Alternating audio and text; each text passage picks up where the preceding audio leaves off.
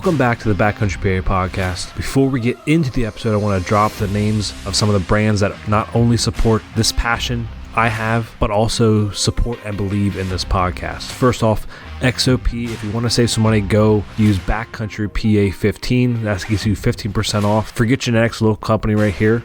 Use BACKCTRYPA. That'll get you 20% off your entire order. That's a mineral company, so if you have private land, then do that. Don't be going and baiting on public. We don't condone that at all. Camp Company, go check them out. They make products for outdoorsmen and women. Use code BCPA10. That'll save you 10% off. And some partners that we don't have discounts for: On X, Scent Thief, Bow Creek Outdoors, Our Grounds Coffee Company. Make sure to go check these brands out on Instagram or Facebook. Check out what they got. If you enjoy what you hear on the podcast, please give us a rating and review on Apple Podcast or Spotify. I would greatly appreciate it, and I really appreciate the honest feedback. Thanks, guys. Keep hunting. Don't stop.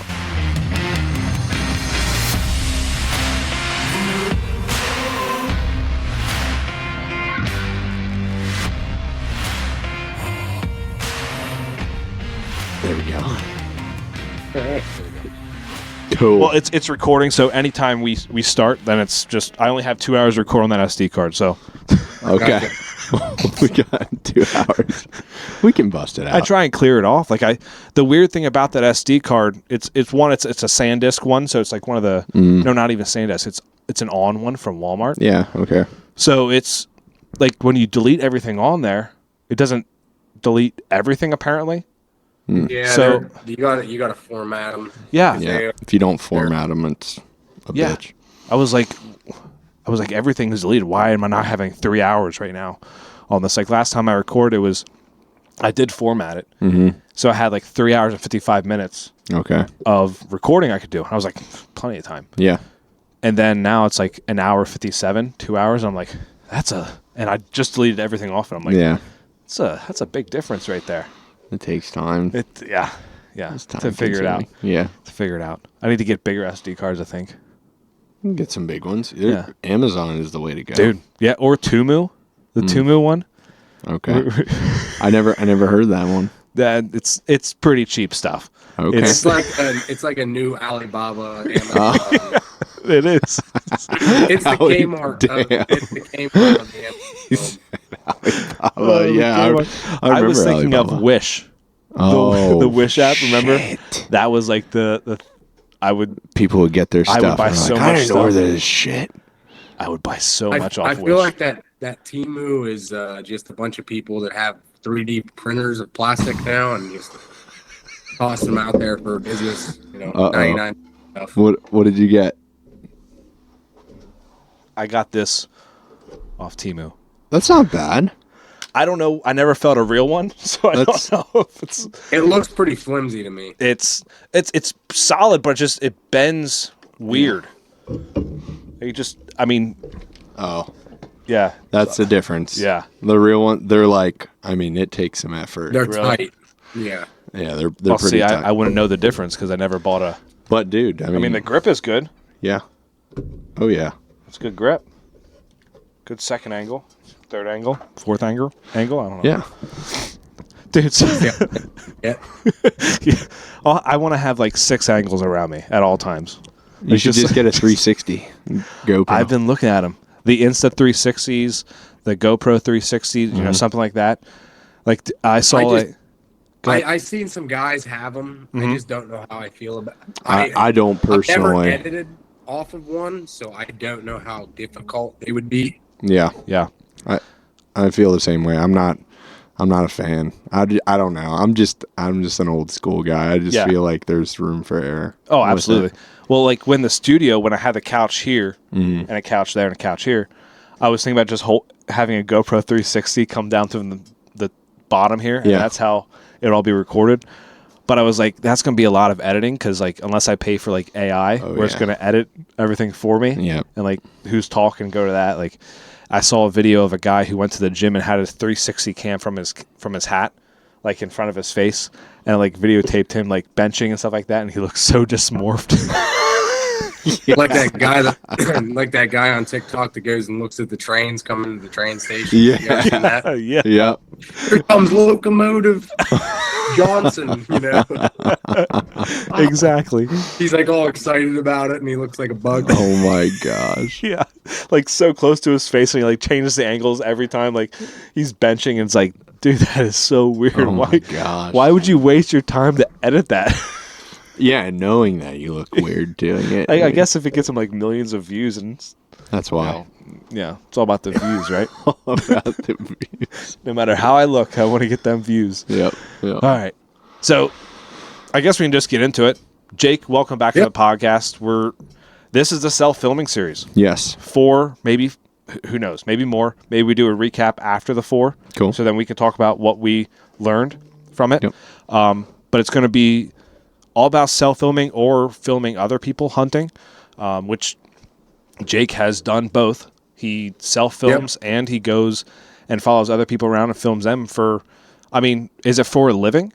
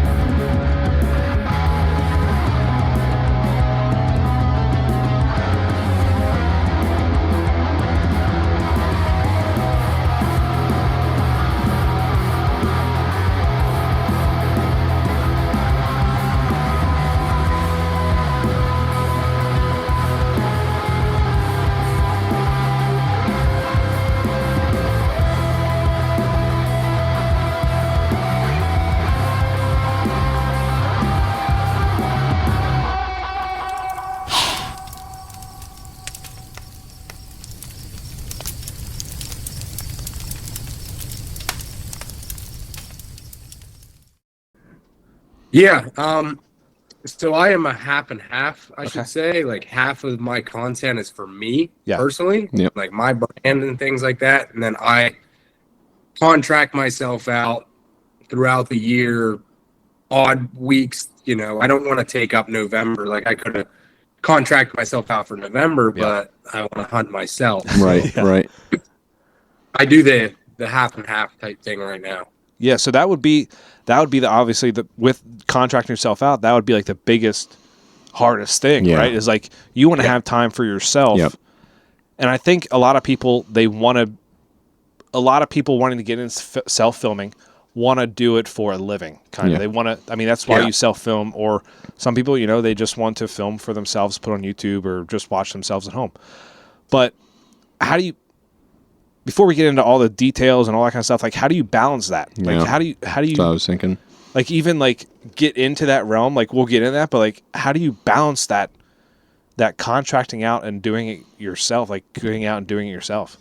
It's a fine line. So industry standard right now, a lot of people pick up, let's say, your sponsorships or how you're getting paid on your own, right? Your own affiliates. I have those figured out I have a couple more to figure out by the end of March, but by that point, I usually don't pick up any new, let's say, sponsors or things for just myself and my channel and my brand.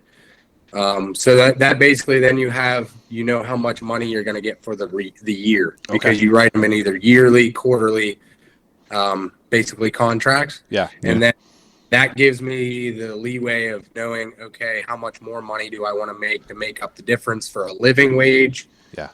That's the hardest part because there's very, very, very few people that hunt for a living off of sponsorships only. Like there's very, very few to do that. Yeah, that's like that wind is bad. It is. I'm sure everyone can hear. Yeah. But the door almost just blew open. But like that would be the biggest question for me personally, because like I see these people doing what you're doing, and it's like, man, like that it'd be fun. Yeah. But then also it'd be stressful because you got to figure out there's the bills. There's a lot of stress that goes into it, like behind the scenes stuff, time management skills. You gotta and I'm still a work in progress every single day. It's being diligent enough to be on top of your stuff. And that's why my personal things, you're not seeing it bombarded on YouTube because I push it aside to do client work, which pays the bills Right. 100%.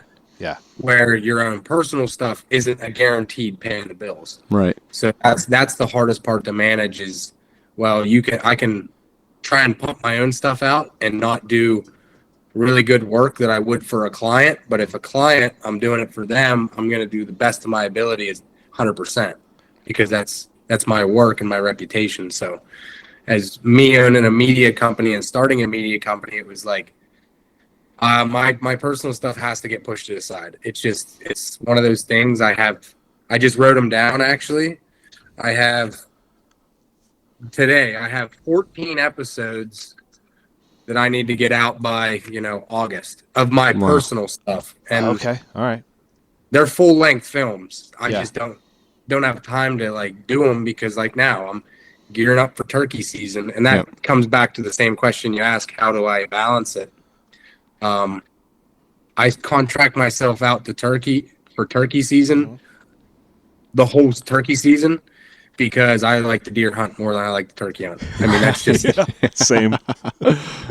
That's just part of it. Yeah. So you kind of pick and choose your battles, and I pick deer hunting over turkey hunting. So I'm gonna try, and that's where I fell into place. So I do a bunch of my contract work beginning half of the year, and then just sprinkle a couple in there the rest of the year. Okay. Nice. Do you have something? Okay. No, go for it. Do you find that it's like you do this for a living? You film other people and do all that kind of stuff, but then you also do your own stuff. Do you find more joy in doing your own stuff now because, you're filming everyone else? Now you can just kind of like relax a little bit and film your own stuff? Yeah. Yes and no. So I enjoy getting like really creative with a client. Like if I film somebody else's stuff and it's like really crispy and I can make some cool edits and things, I enjoy that. And but what happens is when it comes to like my own stuff, I didn't film it most likely, or if I did self-film it, it's not like super cinematic. I can't be behind the camera and in front at the same time to make it super dynamic and cool movements. Right. So I can't get super creative with my own stuff, and I get kind of frustrated because I want it to be better. Yeah. So it's a double-edged sword where if I can, and that's where I'm getting to the point where I'm trying to get a cameraman with me more often that I can get more dynamic, cooler shots. Right. Just to light my load, because self-filming is a nightmare. It sucks. Sometimes. Like I get really frustrated self-filming. Oh yeah. I'm gonna make that a shirt. That's my next shirt. I'm literally gonna self-filming sucks. Self-filming does suck. That might be the title of this. I get really that's a good one. It's solid, but I've been frustrated in a tree, and I think we can all agree. Like the thought runs through your mind is, if I wasn't so worried about carrying this damn camera around, I could have killed him. Yeah. And I had that happen to me this year. It's like, it's one of the things like you ask yourself, why am I doing this to myself? Yep. I think you gotta ask the same question though too, is when you first start filming, you have to say, well, is the camera going to make or break it? Because if you take it into the woods and then you shoot something off camera, you might as well have not even took it in the first place. Like it has to be a cut and dry decision when you're leaving the vehicle, if you're going to film it or if you're not. Yeah. That's the hardest decision for guys to make. So since we're on that topic, this is because you said about, if you don't get the shot, all that kind of stuff. Do you think for an average guy who's not doing it for a living, all that kind of stuff, do you think for YouTube, do you think viewers like to see the kill shot more or the walk up to that harvest more? I would say, to be honest, I think the kill shot, if you're just a normal Joe Schmo filming your own hunts and you miss the kill shot, your video is not going to get watched. Okay. It's just not going to get, because like when you get a good kill shot, what happens is if you ever look at like at the bottom of a YouTube video, you'll see like a spike and like the most watched piece on the whole video. Well, if there's no kill shot, nobody's going to rewind to rewatch it. Yeah, true. So then it's not going to get pushed to more viewers. Right. I mean, I personally love the walk up and the raw emotion, but it's really hard to portray if you're self-filming because you're trying. What happens is you get in the emotion and then the camera's like pointed at the ground, half of your hat cut off. Yeah. I mean, that's the hardest part is just understanding that. But I mean, if you're just a guy wanting to make a living to do it in the future and you're starting off, you got to get the kill shot. It's just it's part of the culture that we like live in right now. Yep. There's two sides of it. There's the super professional like storytelling, but the storytelling kind of is the video. Right. And if you're just a normal guy, your storytelling's probably not going to be there. Yep. So the pinnacle, you have to have a pinnacle point of your whole video. If you don't have a killer story, then what's the pinnacle moment? Right. Yeah. You got to have, just like they told us in school, you got to have a beginning, middle, and end, right? Yeah. Like the kill shot is that middle, that peak, right? Like that's what you need to have. That's the climax. In that, like, so, yeah, the climax, exactly. Got it, don't buddy. wink at me and say climax. That's I can't. weird. We'll edit that out. That's not. I don't edit stuff. Come on. I know. This is raw, baby. Okay. All right, Tyler. Let's calm down. But yeah, I don't even know where I was going now. Yeah, but just got me all flustered. you dude. do have that. But if so, that kill shot's the middle point. The storytelling, if you have a really good story, a history of a deer, or whatever, that maybe a kid's first turkey, them preparing, the emotion behind it, them shaking, that's the story. Right. Yeah. That's the middle point. There's all, like you said, there has to be a middle. If it's a really good story, that wow factor moment, then that's the middle point. But going back to just a normal guy picking up a camera, wanting to film for himself, and then maybe try to continue to get better for in the future, maybe make some dollars at it, maybe pursue it for a side gig. Who knows? Yeah. You gotta get that moment. Yeah. For that moment, because I feel like that's a very important moment, and we can focus on that a little bit here before we go back to the beginning and then work our way through. But for that shot, do you want to be zoomed in? Do you want to be zoomed out? Like, how to walk us through like that perfect setup, perfect view for that kind of shot? Because I think that is a very important shot, and like if you have the ability to get that shot on camera, I think having it perfect is the climax. Yeah, your biggest issue, let's start with self-filming if you're by yourself. You want to be zoomed to the point where it's still the deer. Let's just use deer as an example because that's probably what most likely people are going to be trying to self-film. You're going to want the deer to take up only about an eighth to a quarter of the screen, and that's where when we talk about 4K footage, it doesn't matter what frame rate you're shooting in. Let's say you get it. The box is the deer, your frame, and my hand's the deer. If you can get them in frame in 4K, you can always zoom in on that to make it this big in post-production. Okay. No matter what the frame rate. But if you zoom too far out, people are going to be squinting, and it's not really, it's, like a GoPro. Yeah. At 20 yards, you can't see anything. Yeah. Right. You can't. If you can ideally, like for instance, what I did this year by accident, but it happened, is I zoomed way in on the buck that I ended up shooting early. And then when he started coming, I zoomed out. And that's kind of what I've been doing is I'll get really good footage of them if I can coming. Yeah. And then when they get to that like bubble of 60 yards, I zoom out to the point where I cover a 15, 20 yard section in the frame of the camera so I don't miss it. Okay. And then that 4K footage I can crop in to make it look tighter than what it really was. Gotcha. So then that kind of negates that whole, like, when you're drawing back on that buck or doe, whatever it is. Yeah. You have to move that. Some people move that camera with their elbow or whatever. Like the the arm that's holding the bow. You know, I see people doing that on YouTube as well. Oh yeah, there's plenty of guys. I just watched. Well, it was last year's Jared Mills that used to be with Midwest Whitetail. He killed that giant self-filming.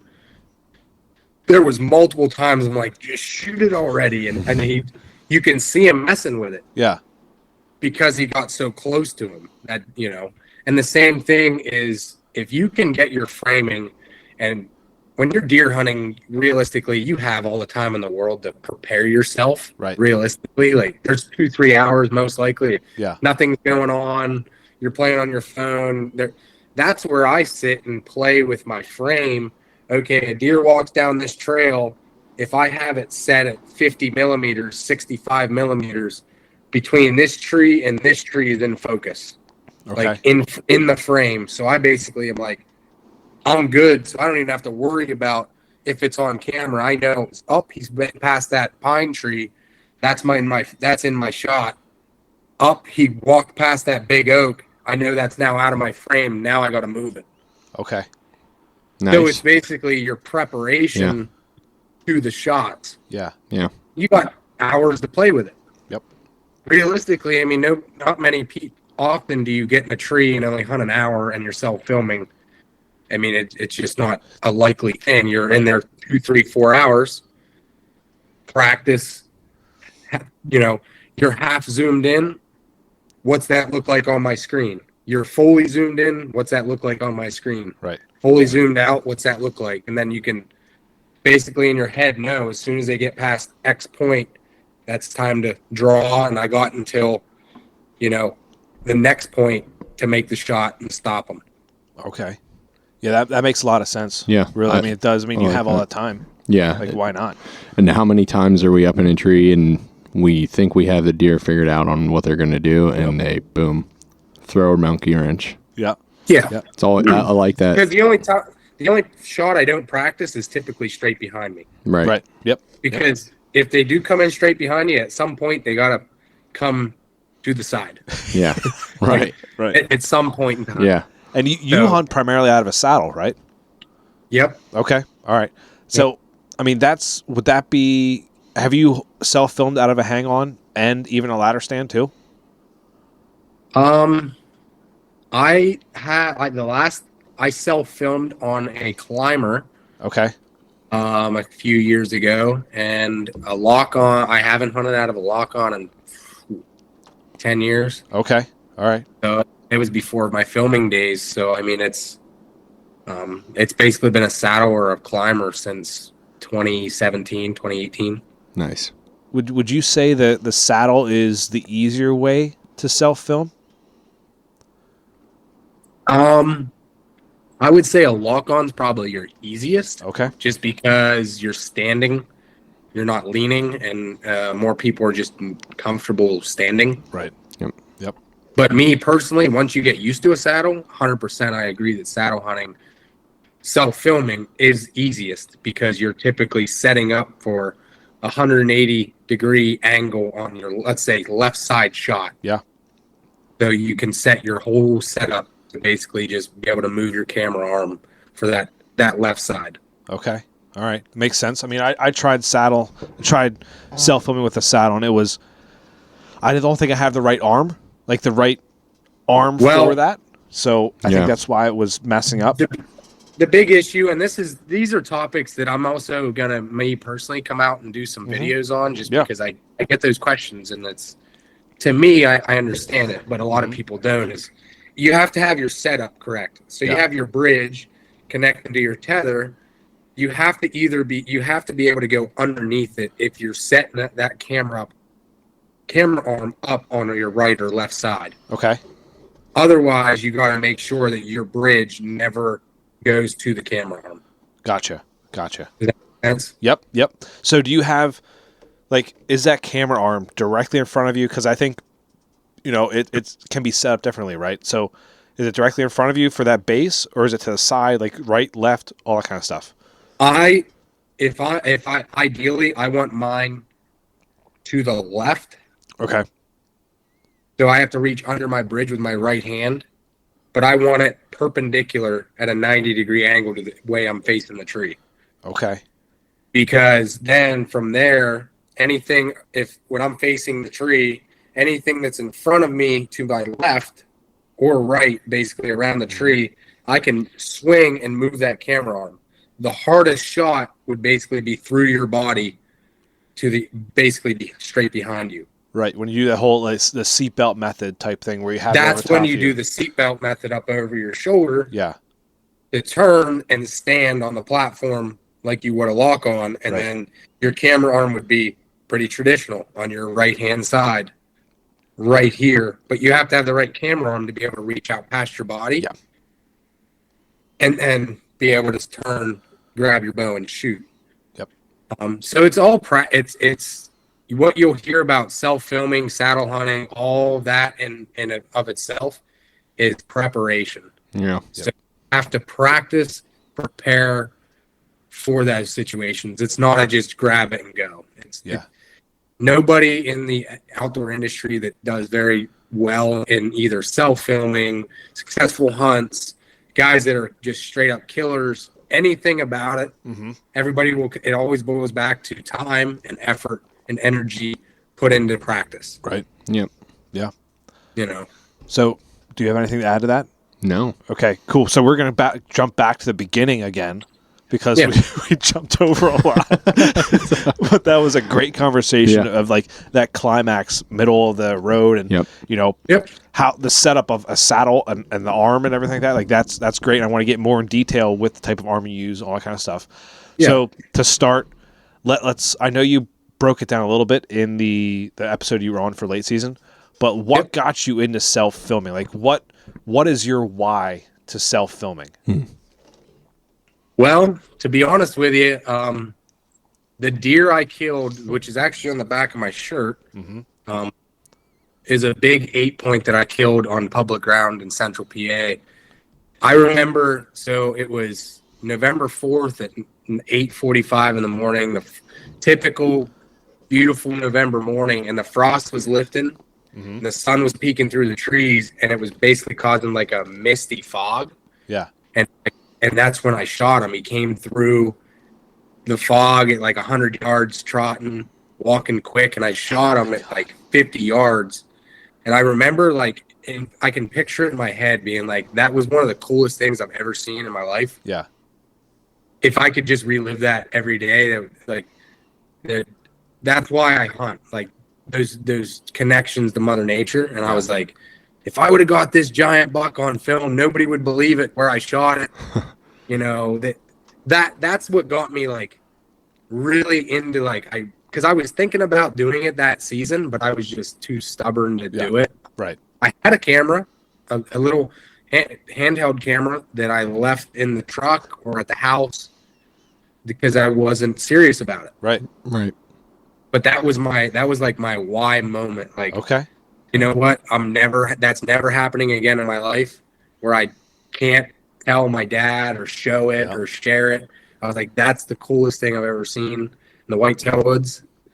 That's I gotta film it. That's kind of what, like, after my dad told me the story of like these like 6 bucks that came running by him, like I kind of wanted to get into filming at that moment because not only for myself but to film him possibly and to have those memories and all that kind of stuff. Like I think that is my why to wanting to get into self-filming and wanting to film other people possibly too. And also because the one time I was in a climber, first got my bow, like I shot a crossbow before that, and I have this 10-point behind me right after it got done raining, doing a scrape behind me under the pine tree, and I was like, that's the most beautiful thing that I've ever seen in my life. Nice. And I didn't get that buck, but he came to 12 yards. So that's okay. But everybody has that like why moment. Yep. And that it just happened to be like the biggest deer that I shot. Yeah. And two, the other thing to back that up is like I had a lot of people in my area that like didn't believe it. Mm-hmm. And if I was like, well, if I would have just had it on film, like there's no lying about film. Like if you have the raw footage of it, you could like, because it was on a piece of public that's pretty known in my area. You know, it was not a rare thing. Yeah. In terms of being hunted, I can just show the gate and be like, yeah, it literally me dragging it out. Like there's there's hard evidence. Yeah. You know, just for the haters. The haters, yeah. There's a lot of them out there too. There's so many haters on YouTube and in general, dude. I feel like that too. Yeah. I don't want to go on a tangent, but it's like I don't owe you people anything, man. I don't have to prove myself to you. Yep. But that was like the second reason why I really like decided the next year to put that camera in my hand 100% because like because then rumors start going around like oh, you know, he's hunting on his uncles because I have two uncles that have big private pieces. Oh, he's hunting out of state. He shot that somewhere else. He's baiting. He's doing something illegal. He shot it at night. I mean, you know how big deer that it happens everywhere. The controversy. Yeah. I'm just like, you know what? I'm just gonna film it, and whenever I show that video on YouTube, cut and dry, they're gonna be like, oh, I guess he wasn't lying. Yeah. So, you know, that was kind of my secondary, just like stamp. You know, because even my dad didn't believe some of the stuff I was seeing. He's like, "You seen $5 today?" I'm like, "Yeah." Like it was unbelievable. Yeah. Yeah, my dad doesn't believe there's big bucks in Pennsylvania, and like I have like 20 cameras out, and like I pull the one up at camp like before the first day of rifle, and I show him. He's like, "That's a big buck." I'm like, "Yeah, they're out there." Yeah, they are. You gotta look for them. Love you, Dad. But there's big buck out there. Just keep dreaming. You know, it's because it's like the typical hunter in Pennsylvania kills a buck once every 10 years. Yep. Pretty standard, you know, and that or once every 8 to 5 years. But what's the chances of that one every 10 years or 8 to 5 years being a good deer, like a really good deer? Yeah. Yeah, I think though too. I think we're on the up and coming for like hidden treasures out there. I just hope we don't get too discovered. I just hope more out-of-staters don't come in, honestly. Yeah. Our tag prices are pretty cheap. Yeah. Yeah. Literally some of the cheapest tags in America. Yeah. Other than Maryland's pretty cheap. Maryland's cheap. Yeah. That and the amount of public we got. Yes. Yeah. It's becoming more known, but at the same time, I think our terrain and our woods are just too difficult for just an outsider from Midwest. They killed a buck in their home state. Well, I'm going to go try the mountains and have any success. And good luck. Good luck climbing them mountains. Y'all got trees here. I remember I was listening to one podcast and the guy was like, yeah, I went from the Midwest to PA and like deer actually look up in trees and like in PA, I'm like, that'll happen. Yeah. That'll happen. Especially in old Nanny Dale. Yeah. I can't blow. I can't do it. You do it. No, I don't want to do it. Anyway, so you talked about the handy cam you had. Yep. So a lot of people have questions about like what kind of camera should they do if they're just self-filming for themselves. My personal recommendation is just get a handy cam or like you said last time, just use a cell phone. Like use your cell phone, your iPhone. Do that. Yeah, I mean they take. If you're not trying to make money, if you're not trying to be the next, big thing, or even like just show off your skills to like followers. I mean, followers still watch it. Like if you have a good story, I think if you have a good story behind anything, if you get all the footage you need to, I don't think they'll really care about what kind of quality footage you put out. Like it could be 1080p or 4K or that kind of stuff. So what kind of camera did you start out with? So I started when I first was like, I'm going to film a little bit. Yeah. Was an A6500. Okay. Sony. It was a kit camera from Best Buy. Yeah. The lens, I learned real fast that the lens was terrible. Okay. I did a little bit of research after buying it. I thought I got a deal, blah. They sucker you into those stuff all the time. But and then I ended up buying I want to say a 24 to 240, Sony, which arguably is still one of the best lenses out there for filming. But that was my first camera setup. Yeah. And the reason I wanted it was because I like pictures, and and that stems from my whole family. Growing up, my dad had a camera, just an old or super old one, or disposable cameras. Yep. Or I remember being like really young, my dad or my grandfather showing me old slideshows when they went out west to Yellowstone. Nice. Yeah.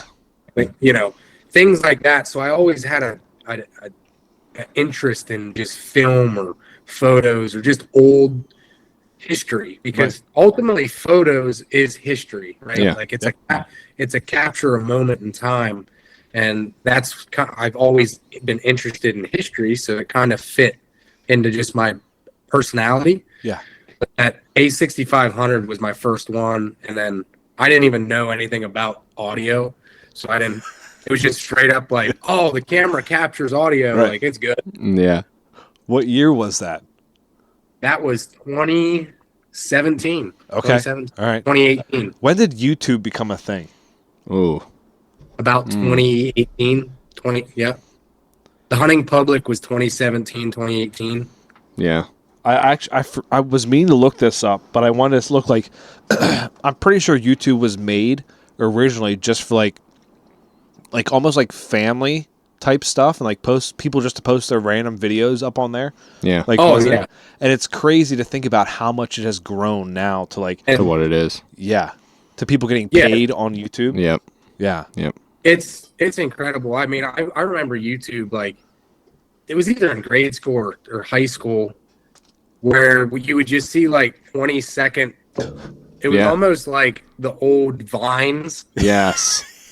But that was the computer version of that. Yeah. Yep. You know, you had to go on your computer to go on YouTube, or like a lot of things that were on there were like game, like somebody were playing a video game and took like a screen grab and like. Yep.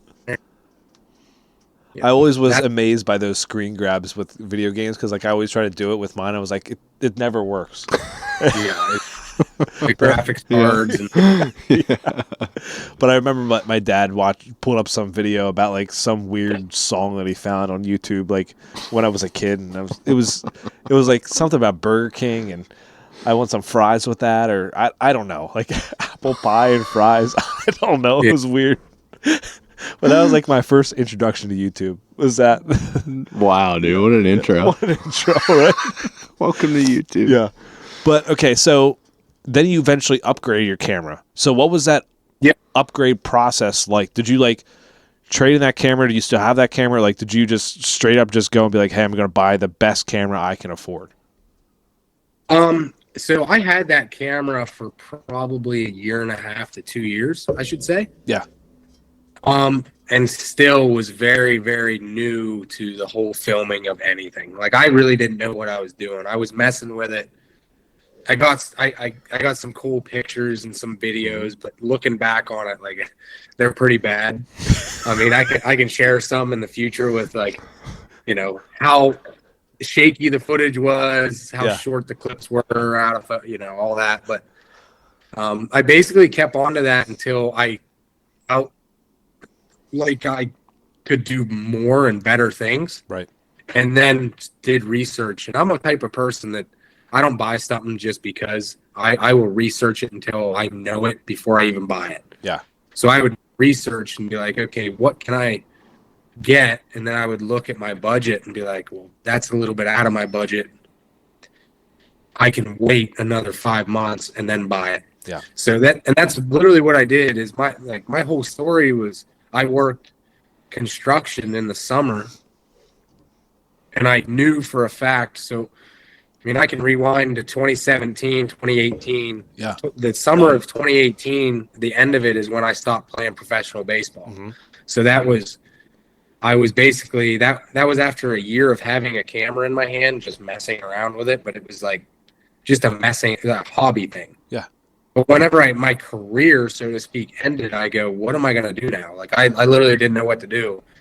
And I was like, well, last year I killed that big deer, and I said that would be so cool to do. I'm going to try. I want to film for a living and make hunts. I want to hunt for a living. Yeah. So I basically would work all year long, or like I would find jobs that were 6 to 8 months, like working on the road for the highest paying jobs there was. I would never not show up, I would never complain, because in the back of my head, I knew come fall, I would literally quit, buy brand new camera equipment, and then hunt all fall, and then run out of money and have to work again. Yeah. Like, that's literally my process. Yeah.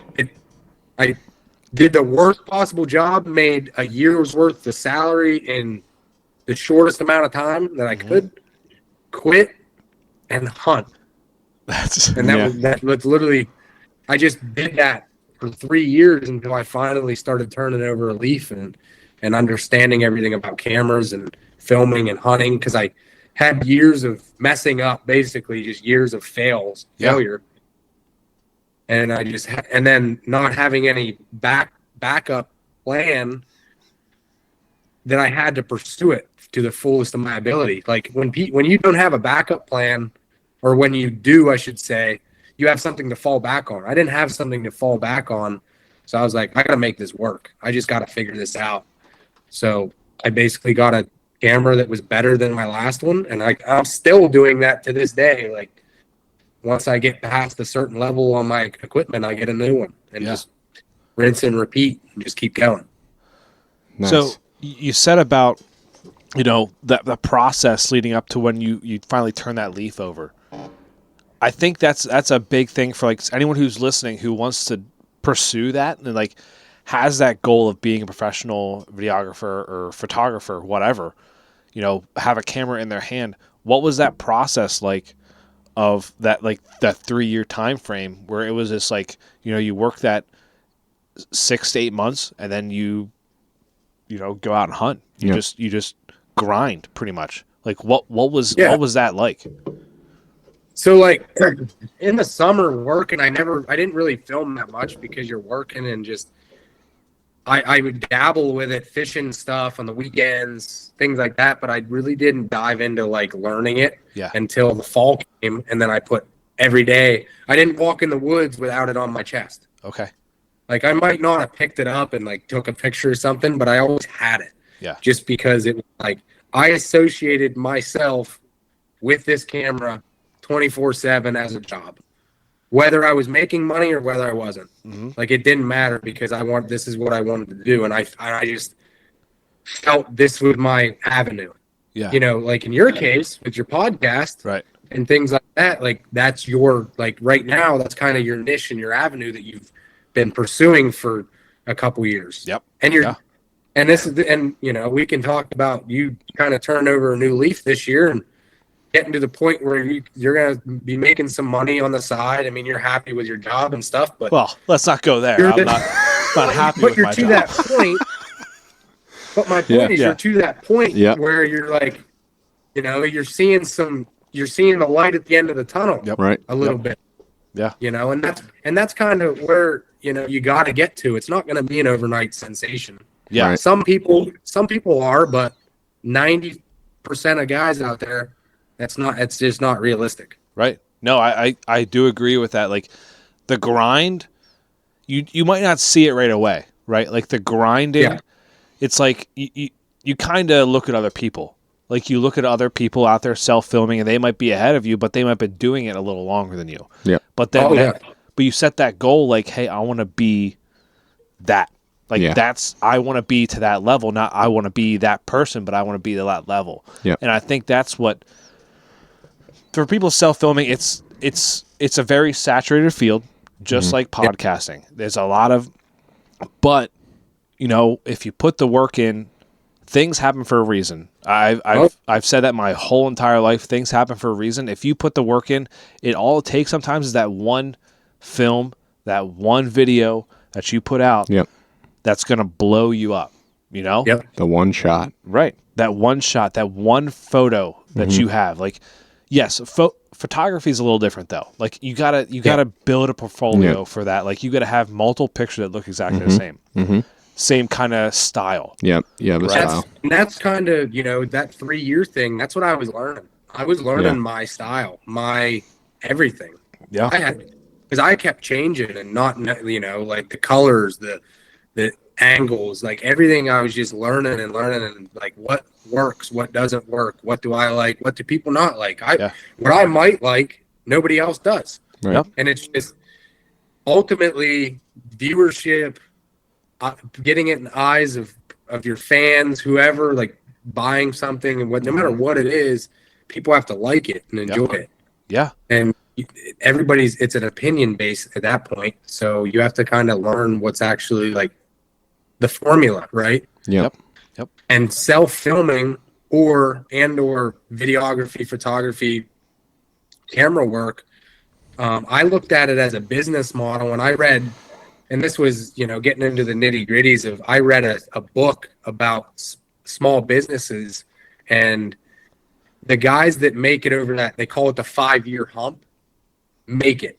But the guys that quit, if you start a landscaping business or a mom and pop shop, if you make it over that 5-year mark, you've ironed out all the details, you start turning over some money, and you're going to make it, you're going to continue pushing on. Yeah. But if you give up before that 5 years, year 3, you're like, I'm not making any money.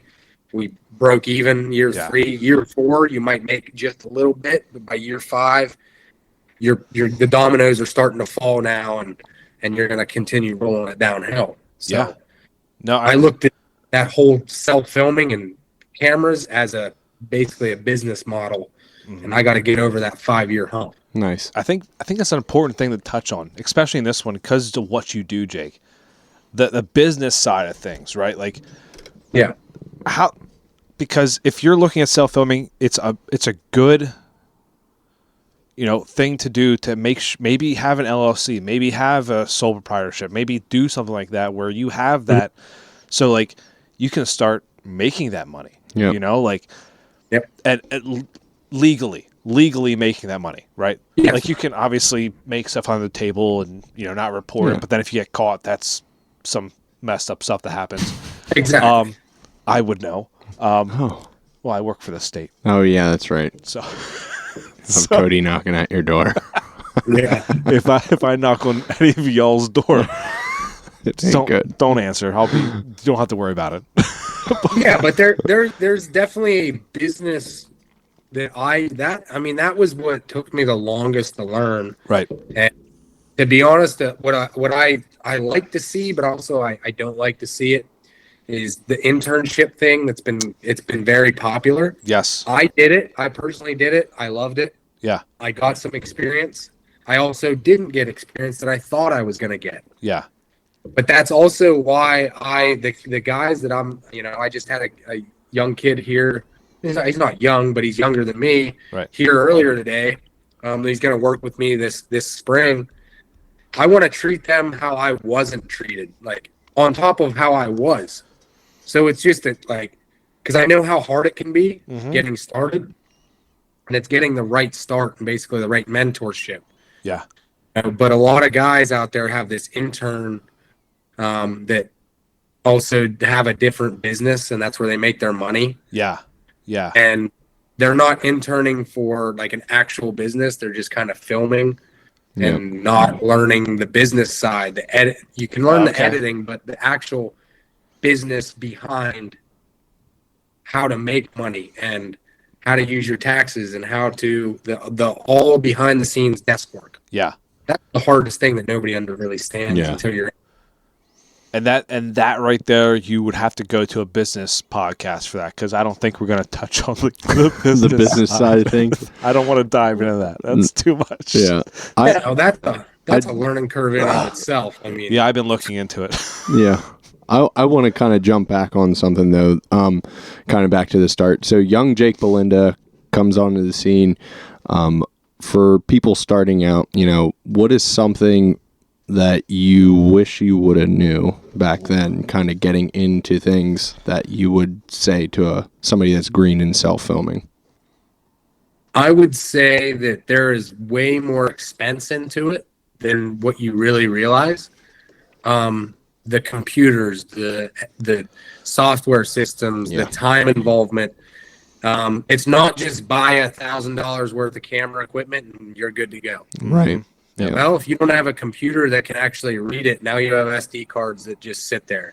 Yeah. Then you got to buy a new SD card because you want to film, and that one's full, and so it just sits on your desk, and then you're not really getting anything out of it. So there's a big learning curve on basically a startup Yeah. It's the same, like, if you would compare it to, let's say, a startup company. Like the startup cost to start up a company is way more than what you think. Yeah. It's not just the idea Yep. and the concept; it's the actual funding behind it. Yep. Got to put out money to make money. Yeah, I didn't understand any of that. Yeah. And I was like, man, I gotta buy this now. And that's when I got into a point where I'm like, I'm deep into this. Right. I think too, like that can be in itself intimidating out of the gate. I think, a lot of people will go and, they obviously hop on YouTube, they see these high quality shots and they don't really take into consideration the time and effort that it takes to produce that quality. Mm-hmm. But I think they can just go pick up, entry level camera and produce the same content. Yeah. And I think it can be deterring too. And like I said, intimidating. So 100%. And it's a valid question. And that's kind of that's the best I can give is to really research it and just ask questions, man. DM me. If you have a question, a lot of guys, I remember when I was young, just getting into it, I was kind of intimidated to even reach out and ask for help. Yeah. I didn't know if it was the right thing to do, if I was bothering people, ask questions. Like, people don't want to answer you, then they're not worth your time anyway. Right. I felt that way with the podcast. Like getting guests on the podcast at the very beginning, I was like, I'm bothering these people. Like they don't I feel that way too. They don't know who I am. They don't care about my question. They don't care about this conversation. They don't want to share their tips and tactics. No, it just that. Yeah. And that's simple. Yeah. Yep. Yeah. So one thing with inclement weather, I think a lot of people I ran into that this year. Like, how do you deal with that? The inclement weather, like what do you do with your camera? Like, I know you still want to self-film because sometimes in that inclement weather, that's the best time to film because, deer up moving because they can't hear themselves walk. They can't, they're thinking no one is in the woods, right? Like, so what's your process for inclement weather filming? I would say it's risk versus reward, kind of like.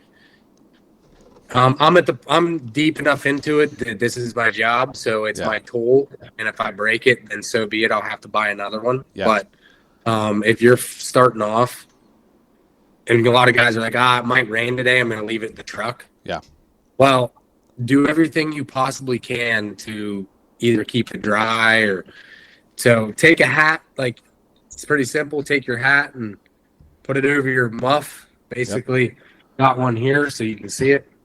Just slide it over. Yep. And then it basically is sitting over your camera. Nice. Okay. All right. Slick. Look at that, dude. Keeps your hat keeps the rain off your head. It'll probably keep it off of your camera. Yeah. That. That's a good one. That's slick. I didn't think about that. Yeah. Slick thinking, I think out in Illinois, it was, what was it doing out there? I forget what it was doing. I think it was just really cold. It was like, I think it was like 9 degrees or lower out there. And I was filming out there. Think anything on camera, obviously. But I put a beanie over top of my camera just to try and keep it a little bit warm because I was with batteries, if it gets really cold, it'll die quicker. So I was like, I just put a beanie over top just to keep it a little bit warm. Yep. Just so it would maybe last a little bit longer if something came. I got cool footage of an owl. Like, that was pretty cool to zoom in on the owl. I might post over this. I don't know if I have it anymore. Listen, there's a random owl shot now. But so in terms of what you're talking about there, the cold weather, I honestly pop those batteries out and I leave it open. Yeah. I'll stick it in my hand, like in my vest. Yeah. And then pop it back in. I mean, especially if it's below 50% battery life. Right. Yeah. If it's at 100, I just let it roll. I mean, the equipment's made to do that. I use the analogy that they use the same equipment in Antarctica and the North Pole. So I feel like we'll withstand it here. Yeah. It was the first year, I think last year was the first time I really tried to self-film and the first time I ever was out in Illinois. So I didn't self-film here in PA. Well, I did once up in Clinton County with my saddle. That was actually a good setup. I was actually very impressed with my setup at that that first setup, really. Like it was during our Big Mountain Challenge up there. Okay. And it was I was up there with no one else. Like I was up by myself like a day and a half early. So like I was just by myself and I hit the mountains on the way up. So I just like kind of went in there to the spot that was a clear cut, and there was I had a camera there. I was like, oh, I might as well just go pull that camera and set up right there and get my camera up there too. And it went up smooth, quiet as can be, all that kind of stuff. Didn't end up seeing anything until I got down out of the tree and was walking out. Then I saw something with my headlamp, obviously. Okay. But no, that was my first attempt at self-filming. I tried to self-film a little bit more during that trip. And then like what you said earlier about like just doing it, just take it out with you and just do it. Mm-hmm. I wasn't to that point yet, but this year, 2024, 2025, I'm at that point. Just have to get a better arm, all that kind of stuff. But it was like a day in, I was like, yeah, I'm going to film. And then another day I was like, screw this camera. That's yeah. I mean, you got to look at it at a certain point. But you're like you said, you weren't at that level that you're like, well, I'm not trying to do this for any type of besides just what I want to watch it later or show somebody. Yeah. So you got to kind of make that decision. But if you're trying to make any type of money in the future, anything to progress, you got to make I typically tell guys either you do it for 100% or you do not at all. Yeah. Like you got to cut and dry in your brain, know that like, nah, I'm good where I'm at. I just want to film maybe like just enough to show what deer that I seen today to my buddies back at camp. Yeah. At that point, you don't even have to have a camera on because you might well have just, if you see a buck that you're going to shoot, film them before you shoot them. Yep. Yeah. Yeah. I seen this buck. Oh, I'm going to shoot him now. I'm putting the camera down. Yeah. Because that you're ultimately not trying to showcase anything besides what you've seen or, so you either got to do it or you don't. It's one. The one videos that I despise, and it kind of goes back to like the Realtree. Oh, excuse me. Goes back to like when I first started watching hunting videos on like the Outdoor Channel or Realtree or whatever like it was. All you would see is like them going to the stand, camera set up, deer coming out. That's it. And like I don't like those are like the kinds on YouTube that I do not like to watch, but yet when they have a catchy title, they automatically get a lot of views at the beginning. But like you said before, they have that, you see that graph and then all of a sudden it just drops down because everyone's seeing like, okay, this guy's already in the stand. Like there's no story. Yeah. It's just automatically the climax. It's like a quickie, right? Yeah. Get there right away. But you told me to calm down. I had to describe it for the listeners, okay? Some people might not understand what it is. But that's what it is, right? Like I've watched, but me being, what I do with the podcast here, I like to watch videos out just in case it has some kind of story to it. Yep. Yeah. So like you watch them out and it still has no story to it. Just the guy has it on his crossbow, takes the shot, and then he's walking up to the deer with the crossbow in his hand and shot. That's it. Yeah. And it's like those are kind of like what you talked about. Like if you just want to show your buddies, you want to show people, you want to remember the memory. That's what you got to do. That's fine. That is fine, and that's where people take it to the next step. And Pennsylvania is extremely saturated in that exact thing, where they post it on YouTube and like wanting and expecting like a bunch of repercussions, like I should I should get some type of reward because it has 1 million views. Like check out my YouTube. It's like you did that to show your buddies and you posted it somewhere because you felt the need that you had to. Right. Yeah.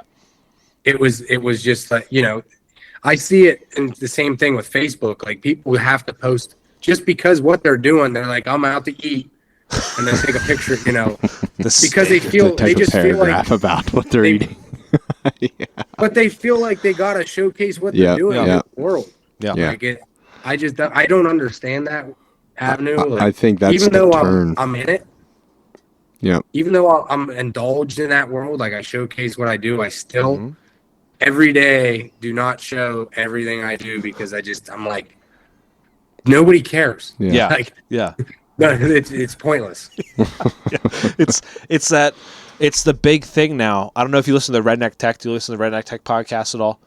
But they I have a couple times, not recently, but when it first started, I did. They talk about that quick turnaround time film, and that's what's really popular right now. And I think that leads to it's the mindset people have, and this could go down a big rabbit hole. So I don't want it to. Okay, but it's that mindset everyone's in right now. Like it's that instant gratification. It's that posting it up right away, getting all the likes, getting all the views, getting all the follows because of what they posted. Yeah, it's that quick turnaround stuff, and more, even the big people are doing it, right? Like they're posting the reels right away, posting like the stories, even like the one thing they said, and it really made me think, was like when you post something in your stories, say you post a story about a buck that you saw or that you got on camera, or you're scouting and you find this sign, people want to know, once they see that, they want to know more about it right away. They want to make sure there's a video out with that. So like when you post that stuff, they're going to be like, okay, now I'm going to go to their YouTube and I'm going to see what is going on here because they saw that. And I found that very interesting because that's what we're kind of in now in this realm that we're in with 100%. That quick turnaround stuff. And that's kind of where in my opinion, I mean, I lost a little bit of traction in my opinion because I do a lot of stories in terms of like throughout the fall. Right. But I don't have anything else besides that. Yeah. I'm just kind of showcasing like what's going on right now what I'm doing. Scrapes are popping up. I'm finding a big rub here. I'm hunting, a scrape line, this, that, and the other. But the long format or anything else, I don't have it. Like, I'm a one-man show. I can't go back home after hunting 13 hours straight to go edit and get that video done so you can watch it for your viewership. Like, I think that could lead to the next question right now. Because we didn't touch on it at the very beginning when we talked about it, but what is your style? So like you have people who have different styles, obviously, and I'm not familiar with all the styles. I mean, Tyler, I don't know if you are familiar with the styles. Yeah, somewhat. Could you walk us through your style, maybe like what some other styles would be? Yeah. So my style, I believe, is in between a documentary style, full-length feature film. Okay. And just a generic YouTube. Okay. And what I mean by that, so I understand the color grading. I mean, I do all the professional. I can get extremely professional, but my style, I like to try to keep it real as I can. Yeah.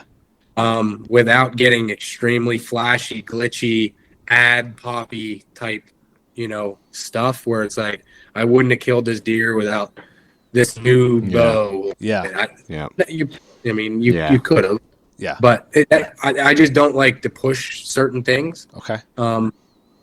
So I would say my style is a hybrid between very professional level and definitely, mid-grade. Okay. Like right in that happy zone. Yeah. And then the other styles that there is, you have your just point and shoot camera guys. Yep. And then you got your GoPro vlog guys. Okay. That talk 24/7 into their camera about everything. I do not do that. Like, what is that? I don't even know what that is. What was that? A bubble just popped up. Wait, I wonder if it was like a thumbs up type of thing. Did something pop on your end? Oh my god! I didn't see it. I don't know what that was. Wild. It literally popped out of his mouth. Do a thumbs up again. Oh my gosh! Wow! It's that. I was like, Jake, what are you doing over there? That was some next level shit, Jake. Technology, man. Freaking AI, man. Oh my goodness. But I mean, if you see, so there's guys out there, let's say like Dan Enfold, like you can't replicate that because that's who he is. Yeah, it's raw footage. If you try to replicate that as a normal Joe Schmo, I'm gonna like watch it and be like, what is this guy doing? Yeah. Like, I don't. You're gonna have to do that 100 times and 100 videos until you get enough attraction and a name and basically a portfolio to people know like, oh, I should probably pay attention to everything he's saying. Right. you know, it comes with age on the, you know, out. I don't know what the correct term is, but it comes with age throughout history. Yeah. You got to have years and years and years of experience to be able to get away with it. Yeah. So would you say above professional would be that like cinematic type filming? Okay. That gets into like commercialization. You know, it's a very specific, like every time you get, so I would cinematic and that above what I am would be one topic. You know what that topic is from the very beginning of the video to the very end. Like it's either a product, it's a storyline that you know is, you know, it's a kid's first buck, but he's on his grandfather's ranch with his Henry 45. Like it's very, very, very specific. That's professional, high-end cinematic films. Okay, all right. Because what would you? I don't know if you know. I posted on the story this morning. The John B. Used to be for Guggen. Would you say that's? I'm not big into fishing films, but that was. I love that stuff. Like I love that. He's a hybrid between I would say a vlog style, and then he'll because he talks to the camera a lot, but then it cuts to like super cinematic stuff. Yeah. Slow motion, like super cool angles, hook sets, but then he does a talking point for a while. Right. That's an intermittent. Okay, yeah, because I can't watch like the whole like when you go fishing and it's just like a bass tournament type thing. I can't watch it. Like he almost reminds me of like the hunting public in the fishing realm, like with the whole story, you build it up. You know, it's pretty cool storyline. Yeah. So you would say you're more professional. So you're somewhat like that. Yeah, and just a little bit below that. I would say. All right. Cool. If I was like devoted to it, like, all right, I'm gonna find it out. It takes some serious effort doing it. In my defense, I never once went to anywhere that I found. Yeah. I mean, we wouldn't blame you if you did. Yeah.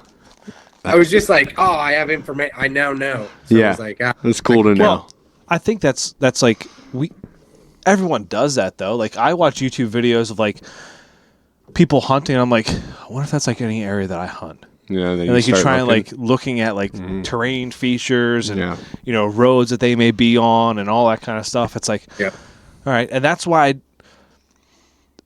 I guess we could start right now. Okay, yeah. So it's already recording. Do it, but like with the vlogging type thing. Yeah. Do you kind of stay away from that because of like those things that we just talked about where like, you know, people trying to or people not trying to, but they recognize where you are. And like you kind of don't want to do that, right? Yep. So I stay away from it strictly because like internet is a powerful thing. Yeah. You type in my name, you can find out my Facebook profile. It says the town I live in. And I'm only, you know, and then you go on the same day, you're looking at my Instagram story and you're like, huh, he was at home. He was at home at 6:30. It got dark at 5:30. He was hunting all day. He was within an hour of his house. Yeah. Narrows it down pretty quick. Man, who has the time? Like, there's a thought process that's to a it. Thought process too. Like, so that's like a long drawn out thing to figure that out. But like we talked about, it's, you know, we can do it. We look at people's. Yeah, I travel a lot. And there is things that I pick up on videos that I know where within 20 miles of where it's at within the first 10 seconds. Yeah, like, it is. And I'm talking like across the country stuff. They show like a road sign. They show like a landmark. I mean, it is so distinctive, and it's like, yeah, I know exactly where you're at. And if it's really good, why not? Like, it gives you like all of a sudden a head start. Yeah, I mean, if they see multiple big deer, or, you know, like a lot of deer, you know, like it's obviously not as pressured. So like it's an area to check out. Like even if you run into no buck sign or anything like that, like you see a lot of doe there, like hunt there during the rut.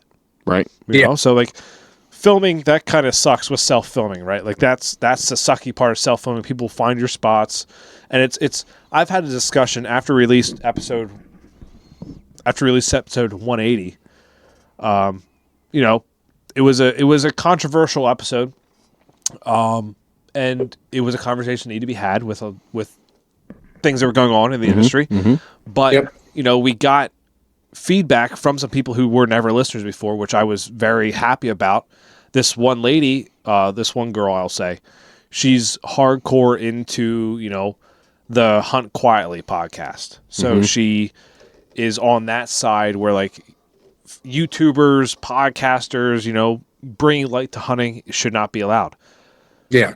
But she said about how hunting public has been the main reason for all this stuff. And I'm like, it's hard to, when you're self-filming or filming someone in general, it's hard to keep landmarks out that someone who's local there won't know what it is. 100%. Yeah. So the internet, and this is what I always tell people, and you know, people in school will tell you this when you're in grade school. Yep. When you put something on the internet, it is forever there. Yep. Forever. Yep. It will once you make something public, it is forever there, no matter 10 years from now, 20 years from now, somebody can find it somewhere. Yep. So that's where you got to be careful. A lot of people are too share happy, and that's like we said about the culture. Yeah. Where you're eating. I mean, if people really want to do something, they can figure out patterns. Sure. Yeah. I mean, it's scary, but it is. It's a realistic thing, and people are just, today's culture is so blind to that. And it's the same thing with the hunting world. Yeah. People are really blind to what they're sharing. 10 years from now, you know, that people might find out everything they needed to know about something. Yeah. Right. I might be taking the decal off the back of my truck because, you know, if the podcast keeps growing, I want to know where someone's hunting. Where I'm hunting. Yeah, sure. 100%. I thought about putting a big the Void Media or like my logo on the back of mine, and I was like, you know what? That is just asking for trouble. Yeah. Like, yeah. Absolutely. Yeah. I'll put a little one on there. Like this wee little. Yeah. Like have a magnifying glass. What is that? What is that? It's not a speck of dirt. No. While we're on the topic, and I think it's just good. So, what would be, Jake? What would be your least favorite thing about filming? Oh God! Like absolute, just it could be frustration. It could be just something you're just like despise with self-filming. Editing. Oh yeah. Yeah. Everybody can agree. Everybody can agree with that. Yeah. Because it's not only very time consuming, but there's endless possibilities with footage, what you can do with it. Yep. And it's just, you're basically it's like a painter starting fresh from a canvas. Yeah. And you got to create something out of it. You know, it's very difficult to do. And then on top of that, just like we've talked about already, our culture wants to be like now. Yep. Yeah. They feel this pressure of like, oh, I got to get this done. Yep. Yeah, you feel that you feel that pressure of like, okay, if I don't get this out now, I'm going to lose all credibility. I'm going to lose all presence in this realm that I'm in because my video is not going to be out there, so no one's going to see it. Everyone's going to forget about me. Yeah. And what stinks is the fact that is starting to become a reality. Yeah. Is the fact that if you wait too long on certain things, you miss the boat. Yep. Yeah. True. So it's a double. I mean, it's not for the faint of heart. Right. But there's growing pains of everything you do in editing. I think for self-filming or just anything in general is the number one.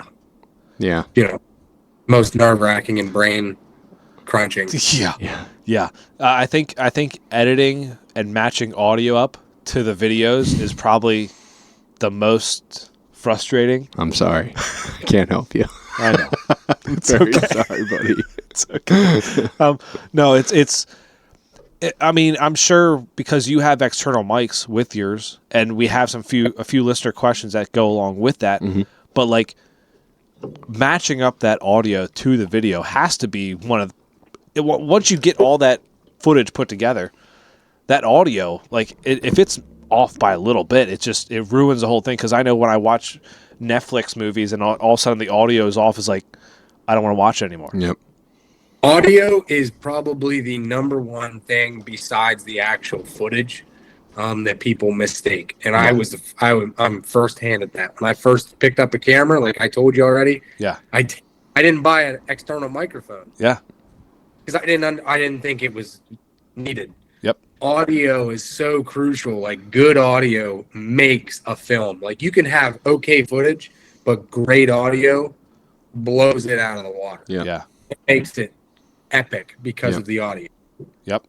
Yeah, like even the sound, even the music you have to it, like putting the right music to it or putting the wrong music to it can even make or break it. Like I want to touch on this. I want to show the video, or unless you have video on your camera that you want to share after the fact. But we have a few more questions here before we get into it. But the music is like at certain times, like when you have the right music to it, it's like, okay, you get hooked a little bit more, right? Like you want to watch it a little bit longer. Even if there's nothing going on right there, it's like, okay, it's dramatic music. Yeah. What's going to happen? Yep. You know? It's just building of a story, and it's basically you got to mess with people's emotions when you're watching a movie at a movie theater or at home, Netflix at home, a show. Like there has to, most likely, it's either the dialogue that's capturing your attention or the audio. Yep. If you know the actual sounds and the sound design in it that's keeping your attention. Yeah. For sure. Unless it's just the most epic thing that you care about, and you know, a elk in Wyoming, you know, swimming the Yellowstone River, and you know, something like that. You're just like, I'm gonna watch this no matter what. Yeah. Eagle flying down, getting some salmon out of the water. Yeah. You just watch it because it's a freaking eagle, and it's like, I salute you. But audio is so crucial, man. It's very not spoken about, I should say, enough in the film world. Yeah, and that, so might as well just jump in the one listener question. Would a external mic, like a boom mic on top of a camera, or a Lavelle mic, like a wireless Lavelle mic? Mm-hmm. Yeah. I would say a shotgun mic would be better. Okay. Yeah. Because a lot of new guys are going to forget. So lavalier microphones, you either have to have batteries or recharge them. Yep. A lot of people are going to forget that. Yeah. And you're going to go out into the field and it's going to be dead. So now you have no audio. Where a shotgun microphone that plugs into your camera, as long as your camera has batteries so you can film, it's going to capture audio. Okay. It's kind of a foolproof thing. Right. You know, I think that's more beneficial. Okay.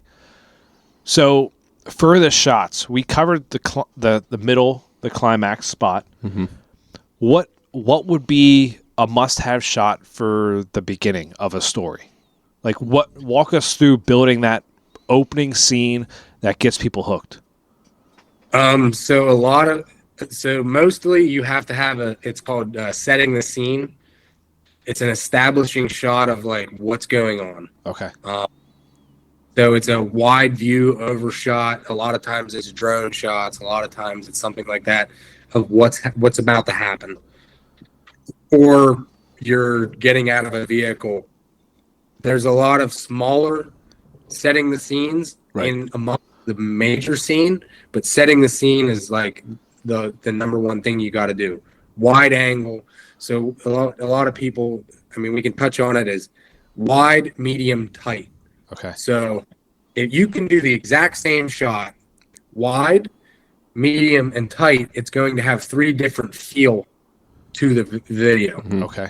If you have one lens that's fixed on one length, you're going to have just one feel the whole time. Okay. Does that make sense? Yeah, so that makes complete sense. When you go now watch a really good video, that's produced like a hunting show, right? You're gonna have a good one that's viral will have establishing shot, and then it'll intermix like a tight, Yep. medium, and then maybe another tight, and then back to a wide. Okay. It's gonna interval change that before, like, setting up the story. So, like, let's say we're getting ready to go to a hunt. Yep. You just pulled into the parking lot. You're gonna have the truck maybe pulling in really wide, setting it to like you're on a mountaintop, something like that. Then the guy getting out, it's gonna be medium format. Grabbing his gear is gonna be really tight. Specific gear, you're bow hunting, so it might be just the bow really tight. Yeah. You're gonna come to him putting his pack on, and then wide again to walking in. Okay. Love that. So That's That's interchange. freaking. That's badass. I love that. You dude. just You can, that But that you- was a that I perfect just visual- saw that in Yeah. my mind. Yeah. because that's what's happening, but Mhm. you're Yeah. visually like seeing that progression, Mhm. and Yeah. then all of a sudden you can just straight cut from that wide walking Yep. into the tree. Boom. That's wow. Yeah, I have not yeah. listened to a single podcast about filming that walked it through that simply before. Like no one has walked me through that, and that was perfect. Like that was absolutely perfect how Yep. you just painted that picture. And that brings me to the question that I remember you texted me about, Yeah. like the overplayed shot. Yeah. Yes. Yeah. Yeah. What sticks in my brain is like the traveling across country at a gas station, the gas pump. Oh, dang, yes. I'm I like, love a gas dude, pump shot, dude. everybody's got to get gas. Yep. Yeah. I get it. It's overplayed. Yeah. Like, I don't care about you. And then the other one is the GoPro on the front of the truck, and it's just a time lapse of driving up to like. Yeah. I see it a lot, and the guys are gonna get mad at it for this, but they're the guys from like city of Pennsylvania or whatever driving to the Poconos or Yep. up to like the mountain country of Pennsylvania. They like do a time lapse for an hour while they're driving. Yeah. Heading to camp. Can't Yep. wait to get to camp, and it's like. It's like you Okay. don't need that. Yeah. Like, just it's kind of like that. It's almost like a filler, kind of, right? It Yeah. has to be a filler. B-roll. Yeah. Yeah. What's the good kind of B-roll? Like, what would be the best kind of B-roll that you would recommend for people to use instead of that? So like, it would be your specific, like maybe your weapon that you're using. Like, if you're using a gun, well, showcase like the type of shell, like get the shell and like the actual caliber it is. Yeah. Showcase the caliber. Showcase if it's a lever action, if it's a bolt, something like that. Yeah. The type of gear you're using. If you're saddle hunting, like make sure you see that. Or let's say you're setting trail cameras or something. Just a tight grabbing shot of something like that. Or if you're already in the field, the B-roll would be like a good one would be setting the camera down Yeah. and like at a 45 and walking and like you walk into the frame, you Yep. stop, you look down at the scrape that you seen on the road, Yeah. you mark it and you see it like literally you're turned just enough that you can see it. You're marking that on your map. Yep. And then you walk out of frame. Okay. All right. Yeah. Anybody can do that. So picture like the old show of like Lone Survivor, the guy that lived out in the country by himself that just lived off the land, that was on the Discovery Channel. Yeah. Yeah. He self filmed all that. Him walking, like I always remember he was like on the next ridge walking, and I'm like, he's got to come back and get this camera. His dedication. But he did that. Yeah. Yeah. It set the scene to like, dude, he's got to go a long way to go get civilization. Yep. So it was setting that scene. That's the one that always like I see people do that, like they walk past their camera or they drive past their camera. I'm like, those guys have to come back to get that camera. Yep. Like So that. it's not just the drive, like sitting it down on the ground and driving past Right. Yep. it. How about stop and like get out Yeah. and come to the camera and like you're doing something, or make it there's something in the action, not just here the truck goes in front of it and then it's gone. Yeah. Like that's just kind of like a okay shot. It's not really creative. It's not really thought out. It's an easy shot. Yeah, it it would be an is. easy shot. Convenient shot. Right. Mm-hmm. Yeah. Yeah. So you're saying like add something to it, add some process, but with that, like, so you drive by, you stop, you get out, you look through the binoculars, you do something with it, or get some you walk into the woods. Yeah, get some personalization in it. So you can't showcase, maybe like you can't show the audio and overplay the audio over the song you're listening to driving to camp. Yeah. But show what song you're listening to. Like you're an AC/DC guy. Yeah. And you're listening to AC/DC, and then you can turn it to yourself singing AC/DC, Yeah. It sets like, oh, that's the type of guy he is. Like it's a personalized B-roll shot. All right, that makes sense. Yeah, I like that. Personalize it, make jazz your own on the shot. Yeah, man. jazz. Yeah. Jazz it up. I listen Cody. to jazz. Yeah. Yeah. Once in a Some while. guys are. Beethoven. Jazz. I don't guy. think that's Beethoven. Beethoven's not jazz. It's classical. It's classical rock. But all those shots are the whole reason people watch other people is because you're like, oh, I like that guy. Yep. Yeah, you build a connection with this person you never met before. So you build this connection. You're like, oh, this guy I can relate to. Yeah. So that's what you do. So what would be? So we covered the intro, that some filler right there. What would be like the end scene? How would you end it? Endings can be so variable. Endings can be super creative. They can be super cliffhangish to let something else is coming. The ending is very, like, you can be as blunt or as vague as you want. Okay. Because think about when you watched a TV show and you're just like, that's it? Yeah. Like, you're like, what? Straight cliff. Yeah. They just cut it. Like, that's it. All right. We're done. Yeah. It makes you. So would you say that would be the better, like, if you're trying to grow followers, if you're trying to grow more viewerships, would you say that's like, if you build a good intro, climax, and everything in between there, would you say that straight drop off would probably be the best way to go, because people would come back for like the next video that you have? Yeah. Just cut it out. Yeah. Be like, hey, thanks for watching. I'm out. Just nothing. 3 seconds. They'll be back. I would be so pissed. I would be like, but that's the thing. That's because that's your opinion. Right. Yep. When you create an opinion about the video, it makes you want to have a reaction. So then you're creating a reaction, and then now you have an answer to that reaction with another video. Yeah.